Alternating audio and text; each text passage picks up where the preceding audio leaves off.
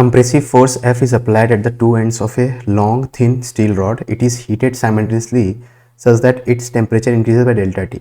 The net change in its length is 0. तो basically आप force compressive force लगा रहे हो तो लेंथ कम होना चाहिएगा रॉड का, दोनों एंड से कंप्रेसिव फोर्स लगा रहे हो लेंथ कम होना चाहिएगा, और साथ ही उसका टेम्परेचर ही बढ़ा दिए तो लेंथ बढ़ना चाहेगा। ये दोनों इफेक्ट जो है एक दूसरे के अपोजिट है, और जो टोटल चेंज इन लेंथ है वो 0 है बोल दिया गया है। मतलब आप कंप्रेस करके जितना लेंथ घटाना चाह रहे हो टेम्परेचर बढ़ा के उतना ही लेंथ बढ़ा दियो सच दैट नेट इफेक्ट 0 है।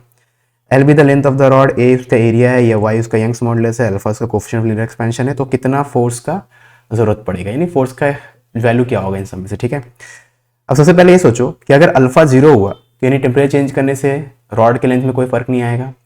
तो अगर टेम्परेचर वाले फैक्टर से रॉड का लेंथ में कोई इंक्रीमेंट नहीं आ रहा तो फोर्स वाले फैक्टर से रॉड का लेंथ में कोई डिक्रीमेंट नहीं आएगा, मतलब आपको फोर्स लगाने की जरूरत नहीं होगी। ठीक है, अगर एक इफेक्ट 0 है तो दूसरा भी तो 0 होना पड़ेगा, तभी तो नेट इफेक्ट 0 आएगा।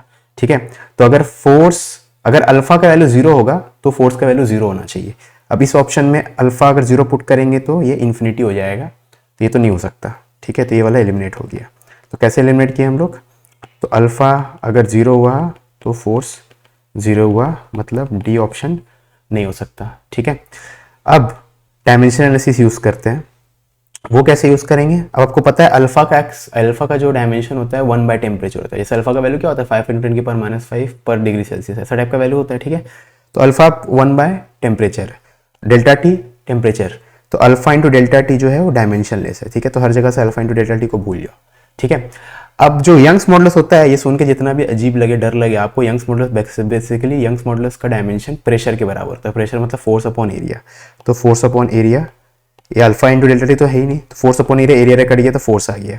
यहाँ भी force upon area, length square भी एरिया है तो एरिया कट गया, फोर्स आ गया। अल्फा इंटू डेल्टा टी को डायमेंशन नहीं है। ठीक है ना, ऑफकोर्स यही चीज़ यहाँ पे भी है विथ एल, तो ये वाला चीज़ का डायमेंशन तो फोर्स आया है, तो ये फोर्स इंटू लेंथ है। ठीक है, तो फोर्स इंटू लेंथ है तो बी भी एलिमिनेट हो गया। ठीक है, तो डायमेंशन वाइज देखे तो ये नहीं हो सकता, और इस लॉजिक के हिसाब से देखें तो ये नहीं हो सकता, तो इन दोनों में से एक ना एक होना चाहिए। ठीक है, अब इन दोनों में से कैसे डिसाइड करेंगे, अब डायमेंशनली दोनों सेम ही है। ठीक है ना, देख लो ए का बदली यहाँ एल स्क्वायर है ना। अब सिंपली आप ये सोचो कि यंग्स मॉडुलस वाले फॉर्मूले में एरिया आता है, भले आपको यंग्स मॉडुलस का, जैसे यंग्स मॉडुलस में क्या बोला प्रेशर के बराबर होता है ना, मतलब डायमेंशनली प्रेशर के डायमेंशन के बराबर होता है। ठीक है, तो यंग्स मॉडुलस वाले फॉर्मूला में एरिया आएगा। अब जब फोर्स लगा के लेंथ को आप कम कर रहे हो, चेंज कर रहे हो, उस वाले एक्सप्रेशन में मतलब चेंज इन लेंथ जो होगा वो एरिया पे डिपेंडेंट होगा, लेकिन रॉड का टेम्परेचर चेंज करके जो लेंथ में चेंज आता है उसमें तो एरिया नहीं आता। अगर आपको याद हो ये basic formula delta L by L alpha delta T, तो इसमें कहीं एरिया नहीं आ रहा और इसमें एरिया आएगा।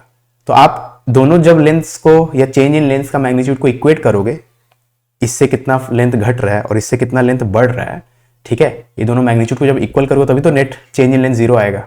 ठीक है, ये जो 0 यहाँ लिखा हुआ है ना, तो एक एक्सप्रेशन में एरिया आ रहा है दूसरे में नहीं आ रहा, तो एरिया तो कैंसिल हो ही नहीं सकता, मतलब यानी कि दोनों तरफ एरिया आता तो कैंसिल होने का चांस था। ठीक है, तो एरिया वाला टर्म आना ही आना पड़ेगा, तो यानी ऑप्शन सी होगा।